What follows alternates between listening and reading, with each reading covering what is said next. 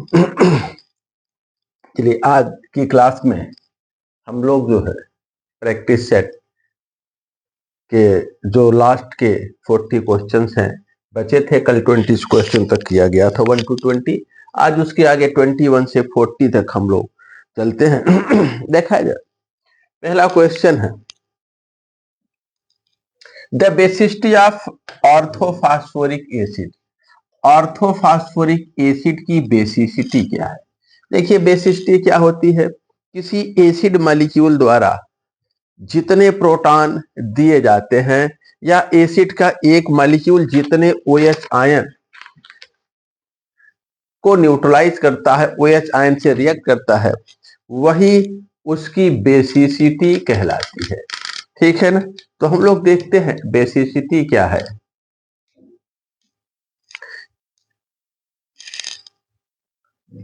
Basicity किसी acid की देखिए क्या होती है? एसिड मॉलिक्यूल द्वारा जितने H+ आयन दिए जाते हैं, जैसे HNO3 को देखें तो ये डिसोसिएट होकर के एक हाइड्रोजन आयन देता है, या हम कहें कि एक OH आयन से रिएक्शन करता है। यह जो है कितने OH आयन से? एक OH- आयन से रिएक्शन करेगा, तो ये NO3- प्लस H2O बनाएगा। तो यह एक प्लस H+ आयन निकाल रहा है या एक OH आयन को रिएक्ट कर रहा है। तो इसकी बेसिसिटी क्या हो गई? एक। अब यह प्रश्न ये उठता है कि किसी मॉलिक्यूल में, किसी एसिड मॉलिक्यूल में क्या जितने H+ आयन, जितने हाइड्रोजन आयन होते हैं, सभी H+ आयन के रूप में निकलने की प्रवृत्ति रखते हैं? देखिए, जैसे जो है अगर हम किसको देखें, यदि हम जो है एसिटिक एसिड को देखें, जैसे एसिटिक एसिड है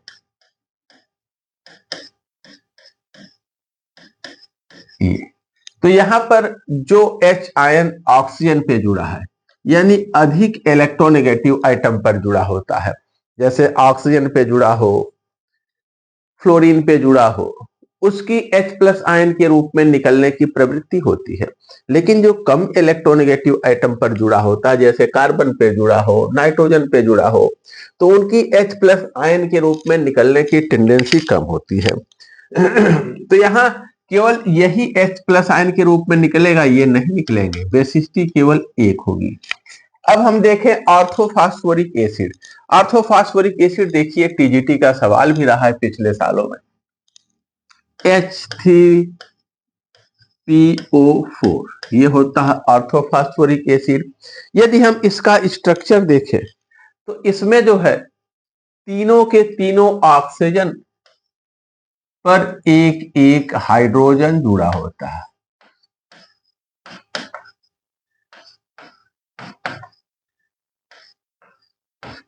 ये तीनों हाइड्रोजन ऑक्सीजन पे जुड़े हैं, तो इन तीनों की H+ आयन के रूप में निकलने की प्रवृत्ति होती है। ये भी H+ आयन, ये भी H+ आयन और ये भी H+ आयन। अर्थात इसकी बेसिसिटी क्या होती है? बेसिसिटी इक्वल टू 3 होती है। ठीक है ना? तो बेसिसिटी इसकी क्या होती है? 3 होती है। इसलिए कौन सा विकल्प चाहिए यहाँ पर? बेसिसिटी 3। ऑर्थोफॉस्फोरिक एसिड की बेसिसिटी 3 होती है। नेक्स्ट देखते हैं क्वेश्चन नंबर 22।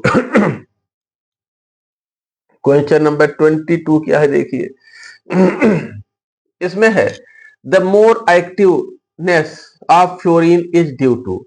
फ्लोरीन की एक्टिविटी बहुत ज्यादा है, क्यों? More activeness of fluorine. देखिए, अगर हम रिएक्टिविटी देखें तो फ्लोरीन की रिएक्टिविटी ज्यादा होती है क्लोरीन से भी। फ्लोरीन की रिएक्टिविटी क्लोरीन से ज्यादा होती है। तो फ्लोरीन की अधिक एक्टिवनेस, एक्टिविटी के कारण क्या है? कारण क्या होता है? फ्लोरीन में 3 बॉन्ड छोटा होता है क्लोरीन के कंपैरिजन में, और यहां पर 3 लोन पेयर है। 3 लोन पेयर हैं। इन लोन पेयर्स के बीच रिपल्सन काम करता है।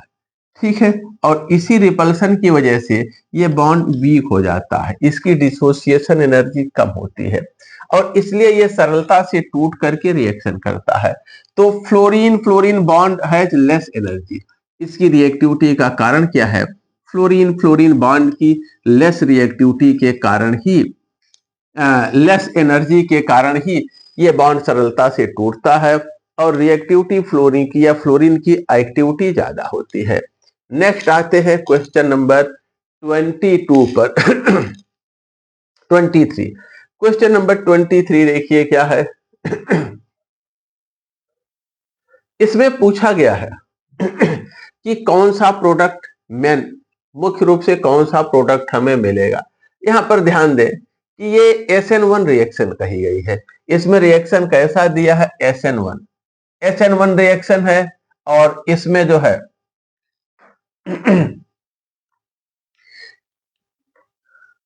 सॉरी, ये लगता है हम लोग 22 पर थे ना, 22 पर थे। अब हमारे पास 23 को देखना है, गलत क्वेश्चन खुल गया। 23 पर आते हैं। 23 देखिए क्या है। 23 mercury is the only metal which is liquid at 0 degree Celsius. Mercury एकमात्र मेटल है जो 0 डिग्री सेल्सियस पर लिक्विड स्टेट में पाया जाता है। दिस इज ड्यू टू, इसका कारण क्या है? देखिए मरकरी की आयोनाइजेशन एनर्जी बहुत ज्यादा होती है, अर्थात इसके वैलेंस सेल से, क्योंकि मरकरी अगर हम देखें तो सबसे राइट में है। मरकरी जो है एकदम दाहिनी तरफ है ट्रांजिशन सीरीज में, ठीक है ना। ट्रांजिशन सीरीज में एकदम दाहिनी तरफ है, बीच में 4f ब्लॉक भी आते हैं और एकदम दाहिनी तरफ ये है। जैसे लैंथनम है 57, फिर सीरियम है 58, यहां से ल्यूटेशियम 71 और फिर जो है हाफनियम, हाफनियम 72 से फिर मरकरी S80। तो यहां पर देखिए लैंथेनाइट कंट्रैक्शन भी हमें मिलता है। तो जैसे जैसे हम इधर जाते हैं साइज बड़ी तेजी से घटती है।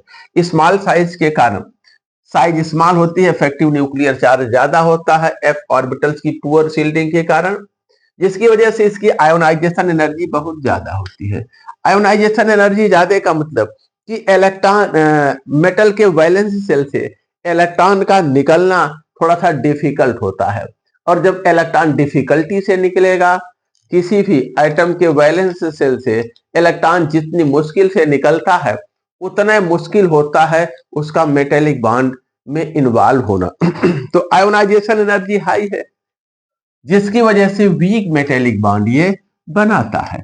तो वेरी हाई आयोनाइजेशन एनर्जी है एंड वीक मेटेलिक बॉन्ड, और यही कारण है कि यह जो है वीक मेटेलिक बॉन्ड के कारण यह लिक्विड स्टेट में पाया जाता है इवन 0 डिग्री सेल्सियस पर भी।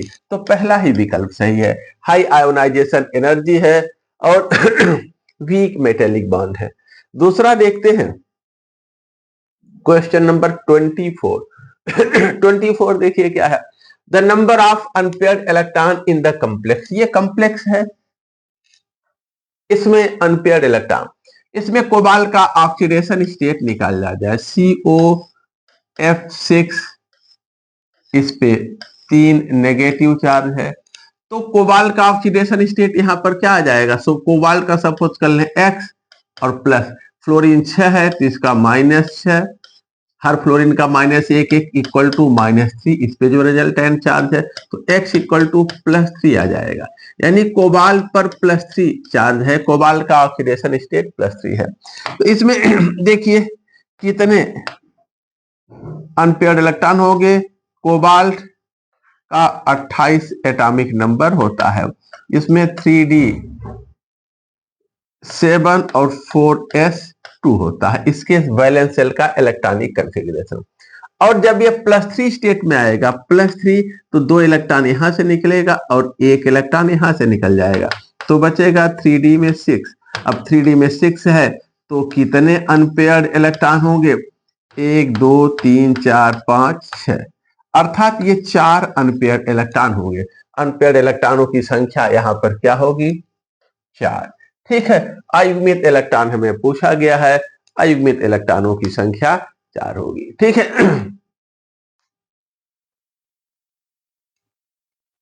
अब आते हैं क्वेश्चन नंबर 25। 25 पे देखिए हमें इस कंपाउंड का IUPAC नेम पूछा गया है।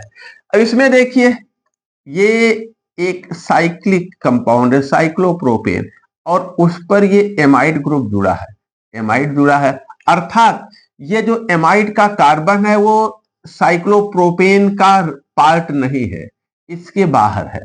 ठीक है, तो हम क्या करेंगे, इसका देखिए पहले और दो मेथाइल है, दोनों नाइट्रोजन पे है ना, तो N N di methyl, N N di methyl. अब ये साइक्लोप्रोपेन है, लेकिन ये कार्बन इसका हिस्सा नहीं है इस पार्ट का, तो हम लिखेंगे साइक्लोप्रोपेन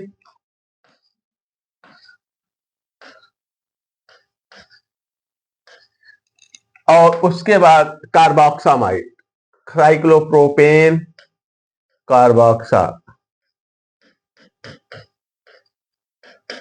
ये नाम इसका होगा, अर्थात पहला ही नाम सही है, N N dimethyl cyclopropane carboxamide, पहला नाम सही है।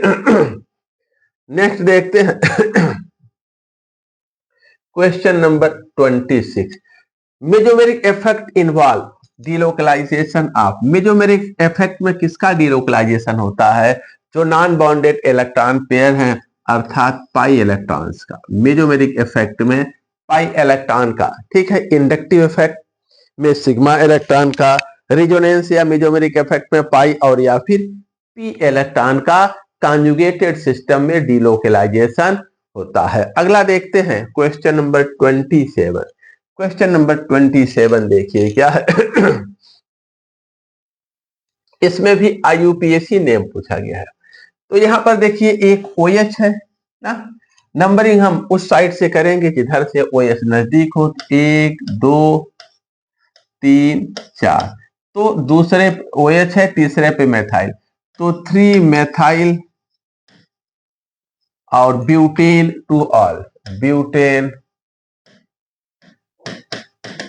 3 मेथाइल ब्यूटेन टू ऑल, ये इसका 3 मेथाइल ब्यूटेन टू ऑल या ब्यूटेनॉल 2, पुराने सिस्टम में ब्यूटेनॉल 2 ही लिखा जाता था, अब हम लोग ब्यूटेन टू ऑल नए सिस्टम में लिखते हैं। तो अगला देखते हैं क्वेश्चन नंबर 28। 28 देखिए क्या है। Hard product can be expected in the, इस रिएक्शन में प्रोडक्ट क्या है, देखिए यहां पर वैसे जो विकल्प दिया है वो गड़बड़ है, या तो यहां पर कुछ गड़बड़ी है और या तो विकल्प गड़बड़ है। यहां करेक्शन करेंगे तो विकल्प बदल सकते हैं, करेक्शन नहीं करेंगे तो फिर देखिए SN1 है, न्यूक्लियोफिलिक सब्स्टिट्यूशन रिएक्शन है एल्कोहल की प्रेजेंस में, जो विकल्प है उसमें एलिमिनेशन और सब्स्टिट्यूशन दोनों वाला दिया है। ठीक है, अगर हम जैसे एल्कोहलिक KOH लेते, एल्कोहलिक KOH लेते, KOH लेते तब हमें एल्कीन मिलता, यहां पर हम केवल एथेनॉल लिए हैं, अब KOH है कि नहीं यहाँ ये नहीं कुछ दिया है। और दूसरा reaction SN1 unimolecular nucleophilic substitution है, एलिमिनेशन नहीं, इसलिए हम यहाँ पर जो है यहाँ पर देखिए आपको जो विकल्प आंसर शीट दी गई है उसमें बोथ का दे रखा है ना, लेकिन ऐसा नहीं है। अगर यहाँ बेस नहीं दिया गया है तो केवल बी सही है, न्यूक्लियोफिलिक सब्स्टिट्यूशन है, केवल बी सही है। देखिए कैसे ये सही होगा, इस पर हम आते हैं।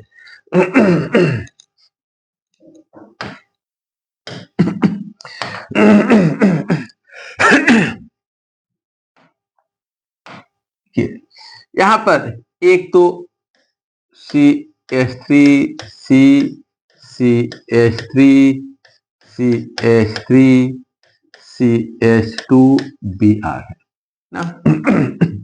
और ये न्यूक्लियोफिलिक सब्स्टिट्यूशन है यूनिमॉलिक्यूलर, यूनिमॉलिक्यूलर न्यूक्लियोफिलिक सब्स्टिट्यूशन का मतलब ये होता है कि रिएक्शन 2 स्टेप में पूरी हो रही है।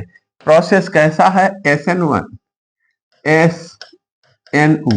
SN1 का मतलब 2 step process, 2 step process, 2 step process का मतलब पहले ब्रोमाइड आयन निकलता है, बाद में एल्कोहल अटैक करता है। यहां अर्थात रीअरेंजमेंट पॉसिबल है, रीअरेंजमेंट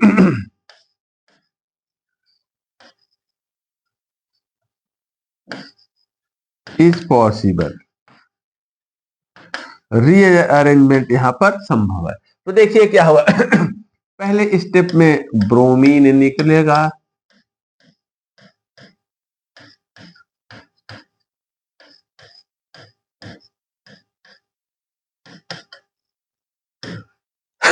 ये कैसा बना कैटायन, 1 डिग्री कैटायन है ना, ये लेस स्टेबल है, लेस स्टेबल है। आगे क्या होगा आगे ये जो है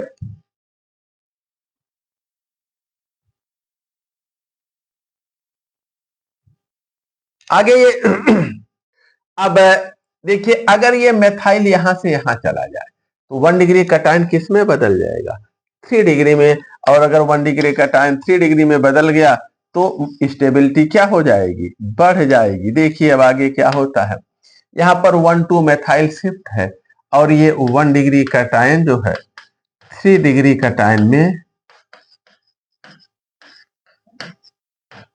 ये 3 डिग्री कैटायन 3 डिग्री कैटायन, और ये कैसा है, मोर स्टेबल, ये मोर स्टेबल हो गया ठीक है ना। अब इसी पर आगे न्यूक्लियोफाइल अटैक करता है, तो अगले स्टेप में देखिए क्या होता है, हमारे पास ये मोर स्टेबल 3 डिग्री कैटायन है,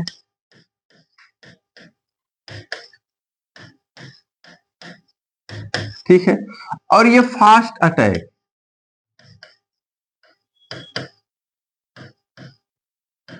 ये फास्ट अटैक इस पे करता है और इस प्रकार से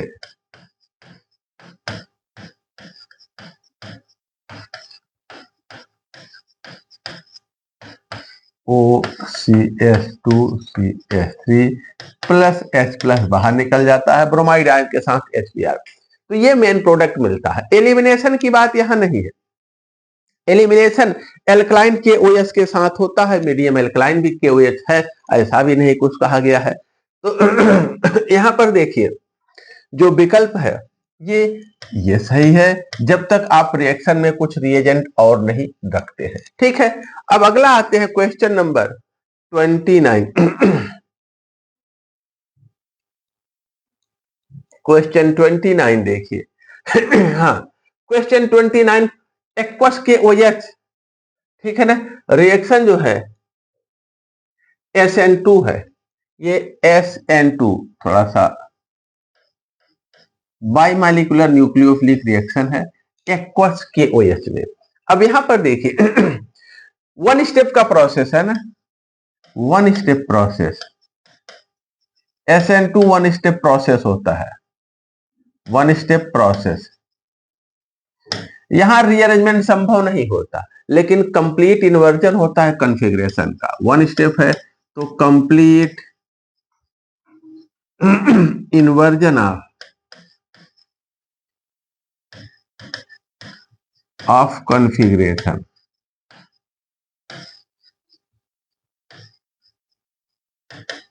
कॉन्फ़िगरेशन का कंप्लीट इन्वर्जन है। ये देखिए डेक्स्ट्रो है तो प्रोडक्ट हमारा कैसा होगा, लीवो होगा, प्रोडक्ट विल बी लीवो। अगर रिएक्टेंट डेक्स्ट्रो है तो प्रोडक्ट लीवो होगा, अगर रिएक्टेंट लीवो है तो प्रोडक्ट कैसा होगा, डेक्स्ट्रो होगा। कंप्लीट इन्वर्जन है कॉन्फ़िगरेशन का। इस प्रोसेस को हम वाल्डेन इन्वर्जन के भी नाम से जानते हैं। क्वेश्चन नंबर 30 देखिए, conversion of methane two methyl chloride, ये किस प्रकार के रिएक्शन का एग्जाम्पल है, फ्री रेडिकल सब्स्टिट्यूशन या फ्री रेडिकल हाइलोजिनेशन। इसकी रिएक्शन क्लोरीन से कराते हैं लाइट की प्रेजेंस में, तो हमें मिलता है CH3Cl प्लस HCl, ठीक है ना, CH3Cl plus HCl methyl chloride. तो ये क्या है, लाइट की प्रेजेंस में सब्स्टिट्यूशन है, फ्री रेडिकल सब्स्टिट्यूशन। अच्छा यहाँ विकल्प डी ये मिसप्रिंट है, ठीक है, फ्री रेडिकल सब्स्टिट्यूशन ये वाला विकल्प यहाँ पर सही है। मुक्त मूलक प्रतिस्थापन अपक्रिया है, एल्केन का प्रतिस्थापन एल्केन में हमने हाइलोजिनेशन किया है एल्केन का लाइट की प्रेजेंस में, तो ये फ्री रेडिकल सब्स्टिट्यूशन है। क्वेश्चन नंबर 31 देखिए, which one will give nucleophilic addition reaction. नाभिक स्नेही योग वहां होता है, अगर कहीं मल्टीपल बॉन्ड है तो वहां एडिशन संभव है, यदि बॉन्ड में पोलरिटी है तो न्यूक्लियोफिलिक या इलेक्ट्रोफिलिक एडिशन संभव है, यदि नॉन पोलर है तो फ्री रेडिकल एडिशन है। यहां देखिए पहला विकल्प एस्टल्डिहाइड में पोलरिटी है बॉन्ड में, ये नॉन पोलर है, यहाँ एडिशन संभव नहीं, यहाँ एडिशन संभव नहीं, यही एडिशन संभव लेकिन ये नॉन पोलर है, यहाँ इलेक्ट्रोफिलिक एडिशन होगा। ये पोलर है तो यहाँ कैसा एडिशन होगा, यहाँ जो है इस पे पार्शियल नेगेटिव चार्ज है, इस पे पार्शियल पॉजिटिव चार्ज है, यही न्यूक्लियोफिलिक एडिशन संभव है। ठीक है ना। अब अगला आते हैं क्वेश्चन नंबर 32। क्वेश्चन नंबर 32 में देखिए, geometry of reaction intermediate in SN1। SN1 reaction में रिएक्शन इंटरमीडिएट की ज्योमेट्री, SN1 रिएक्शन है, प्रोसेस 2 स्टेप का होगा, एक इसमें इंटरमीडिएट कार्बोनियम आयन बनता है जो ट्राइगोनल प्लेनर ज्योमेट्री होती है। कार्बोनियम आयन की ज्योमेट्री कैसी होती है, ट्राइगोनल प्लेनर, अर्थात ये प्लेनर, इसमें इंटरमीडिएट कार्बोनियम आयन बनता है। अब देखते हैं क्वेश्चन नंबर 33। 33 देखिए, the bond between carbon atom 1 and carbon atom 2 in compound involve hybridization. यहां पर देखिए इसकी हम नंबरिंग करें तो ये पहला कार्बन होगा, ये दूसरा, ये तीसरा। कार्बन 1 और 2 में हाइब्रिडाइजेशन, इसका sp है और इसका sp2 है, फिर इसका sp2 है। तो पहले और दूसरे का पूछा गया है sp and sp2, sp and sp2 hybridization है पहले दूसरे का, अर्थात विकल्प सी यहां पर सही है। यहां पर कौन सा विकल्प सही है, विकल्प सी। अब नेक्स्ट देखते हैं क्वेश्चन नंबर 34। 34 में देखिए क्या दिया है, dehydrohalogenation of an alkyl halide इस या इस आयन। डिहाइड्रोहाइलोजिनेशन मींस क्या होता है, elimination of hydrogen and halogen, molecule से हाइड्रोजन और हाइलोजन का निष्कासन। Dehydrohalogenation, elimination of hydrogen and halogen, elimination of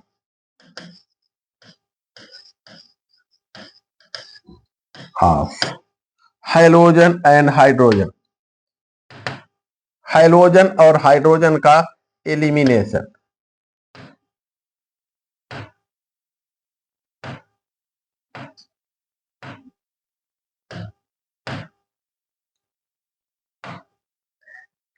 elimination of hydrogen and halogen, hydrogen और हाइलोजन का निष्कासन, इसमें क्या मिलता है, एल्कीन हमें प्राप्त होता है। तो डिहाइड्रोहाइलोजिनेशन ये एलिमिनेशन रिएक्शन है, निष्कासन रिएक्शन है।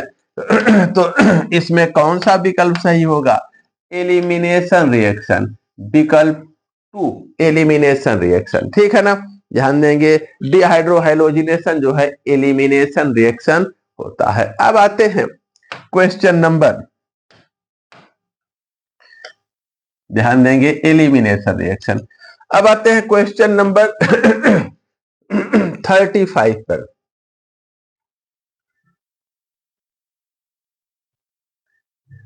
Which of the following acid does not exhibit optical isomerism? कौन सा अम्ल प्रकाश समावयवता प्रदर्शित नहीं करता। देखिए लैक्टिक एसिड सबसे पहला दिया, लैक्टिक एसिड ये होता है CH3CHOH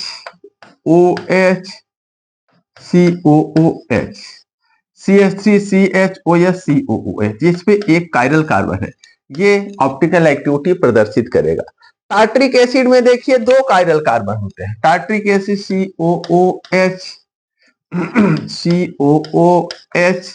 और यहाँ HOH और HOH, तो 2 कार्बन ऐसे हैं जो कायरल है, 2 कायरल कार्बन है, ये भी ऑप्टिकल एक्टिविटी प्रदर्शित करेगा। इसमें दो, एक डेक्स्ट्रो होगा, एक लीवो होगा, एक मेजो होगा। अल्फा अमीनो एसिड देखा जाए, alpha amino acid, alpha amino acid ऐसा होता है CH3 CH NH2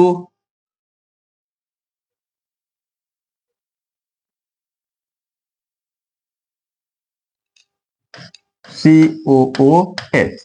ये अल्फा एमिनो एसिड है, यहाँ पे भी एक काइरल कार्बन है, यह भी ऑप्टिकली एक्टिव होता है। अब हम मैलेइक एसिड पर चर्चा करते हैं। मैलेइक एसिड देखिए क्या होता है। मैलेइक एसिड ये होता है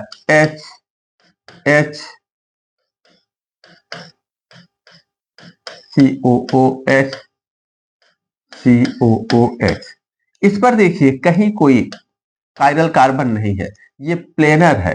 तो ये जो है ज्योमेट्रिकल आइसोमेरिज्म प्रदर्शित करता है, ऑप्टिकल नहीं। तो यही मैलेइक एसिड जो है ऑप्टिकल आइसोमेरिज्म प्रदर्शित नहीं करता, यह ज्योमेट्रिकल आइसोमेरिज्म प्रदर्शित करता है। अब आते हैं क्वेश्चन नंबर 36। 36 में देखिए क्या है। Petroleum refining is, petroleum refining में क्या होता है। देखिए पेट्रोलियम में क्या होता है, ढेर सारे अलग अलग कार्बन के हाइड्रोकार्बन होते हैं, ठीक है ना। हम उनका फ्रैक्शनल डिस्टिलेशन करते हैं। जो लोअर हाइड्रोकार्बन है वो कम टेम्परेचर पर एवापोरेट हो जाते हैं, और लॉन्गर चेन वाले हाई मॉलिक्यूलर वेट वाले जो हाइड्रोकार्बन है वो अधिक टेम्परेचर पर। तो हम इनका डिस्टिलेशन, फ्रैक्शनल डिस्टिलेशन करते हैं, और डिस्टिलेशन द्वारा डिफरेंट फ्रैक्शंस को अलग करते हैं। तो रिफाइनिंग में क्या होता है, distillation of petroleum to get different fraction. इसका डिस्टिलेशन करते हैं, लिक्विड फॉर्म में गर्म करके वेपर फॉर्म में, फिर कंडेंस करके लिक्विड फॉर्म में कन्वर्ट कर लेते हैं। पहला ही विकल्प इसमें सही है, अगले विकल्पों पर जाने की कोई बहुत आवश्यकता नहीं है। अब आते हैं, नेक्स्ट है क्वेश्चन नंबर 37। 37 देखिए क्या है। In the commercial gasoline the type of hydrocarbon which are more desirable. Commercial gasoline में, यानी कि जो पेट्रोल, गैसोलीन यानी पेट्रोल हम मोटर व्हीकल में यूज करते हैं, फ्यूल के रूप में कॉमर्शियल स्केल पर यूज करते हैं, उसकी सबसे बड़ी विशेषता क्या होनी चाहिए, कंबस्शन क्वालिटी अच्छी होनी चाहिए। गुड कंबस्शन क्वालिटी उस हाइड्रोकार्बन का होता है जिसमें ब्रांचिंग अधिक होती है। तो जो हाई ऑक्टेन वाले पेट्रोल या हाई सीटेन वाले डीजल होते हैं वो ब्रांच्ड हाइड्रोकार्बन होते हैं। तो यहाँ हमें क्या चाहिए, अच्छी क्वालिटी के जो कॉमर्शियल यूज में है उनमें ब्रांच्ड हाइड्रोकार्बन होते हैं। श्रृंखला वाले शाखा युक्त हाइड्रोकार्बन होते हैं। पहला ही विकल्प सही है। क्वेश्चन नंबर 38 पर आते हैं। क्वेश्चन नंबर 38 देखिए। नंबर ऑफ एसिडिक हाइड्रोजन, ये कुछ गड़बड़ है ऐसे। Number of acidic hydrogen atom in butyne 1 या ब्यूट 1 आइन आर। जो टर्मिनल हाइड्रोकार्बन होते हैं एल्काइन के, वही जो ट्रिपल बॉन्ड, जिस कार्बन पे ट्रिपल बॉन्ड है उस पे जो हाइड्रोजन होते हैं वही एसिडिक होते हैं। तो टर्मिनल ब्यूटाइन में देखिए, टर्मिनल ब्यूटाइन में ट्रिपल बॉन्ड किनारे होता है, और ट्रिपल बॉन्ड वाले कार्बन पर एक हाइड्रोजन है, तो इसके पास एक एसिडिक हाइड्रोजन उपस्थित है, ठीक है ना। अगला देखते हैं question 39। Which compound will react with an aqueous solution of ammonical silver nitrate। तो देखिए एल्काइंस, जो टर्मिनल एल्काइन है वो क्यूप्रस यानी कि फेलिंग सोल्यूशन से रिएक्ट करके क्यूप्रस एसिटिलाइट का रेड प्रेसिपिटेट देता है। Ammoniacal silver nitrate terminal alkyne या एसिटिलीन से रिएक्शन करके व्हाइट कलर का सिल्वर एसिटिलाइट का प्रेसिपिटेट देता है। तो विकल्प सी यहां पर सही है। और आज का लास्ट क्वेश्चन, क्वेश्चन नंबर 40। हमने कहा कि 2020 क्वेश्चन एक दिन हम लोग करेंगे, तो 3 दिन में प्रैक्टिस टेस्ट पेपर को फाइनल करेंगे, और अगले 3 दिन में हम प्रैक्टिस शीट के क्वेश्चंस करेंगे 2020। तो अगले 3 दिन में हम 60 सवाल लगभग प्रैक्टिस शीट के चलेंगे, इसी क्रम में देखते हैं क्योंकि टेस्ट पेपर को भी सॉल्व कराने की बड़ा दबाव बन रहा था, तो टेस्ट पेपर भी हम लोग सॉल्व करते चलेंगे। Aromatization of N heptane by passing over alumina and chromium oxide. Catalyst at 773 kelvin gives. देखिए अगर हम हेक्सेन लेते हैं, एन हेक्सेन, इसको हम 773 केल्विन पर Al2O3 और Cr2O3 पर पास करते हैं तो हमें बेंजीन मिलता है। अगर हम साइक्लोहेक्सेन लेते हैं तो बेंजीन, लेकिन एन हेक्सेन लेते हैं बेंजीन, लेकिन अगर हम एन हेप्टेन लें, अगर हम एन हेप्टेन लेते हैं और इसी कंडीशन में हमें क्या मिलता है, टॉलुइन मिलता है। इसी कंडीशन में हमें क्या मिल जाता है, टॉलुइन मिलता है। तो अगर हेक्सेन लेते हैं तो बेंजीन मिलेगा, हेप्टेन लेते हैं तो टॉलुइन मिलता है। तो यहाँ पे कौन सा विकल्प सही है, देखिए यहाँ ये विकल्प बी जिस पे हम लिख पढ़ डाले हैं, ये टॉलुइन हमें मिलता है। ठीक है ना, हेप्टेन लेने पर, हेक्सेन लेंगे तो बेंजीन। तो इसी के साथ ये सवाल क्वेश्चन नंबर 40 और आज की क्लास दोनों समाप्त होती है। आगे कल देखा जाएगा क्वेश्चन नंबर 41 से 60 तक।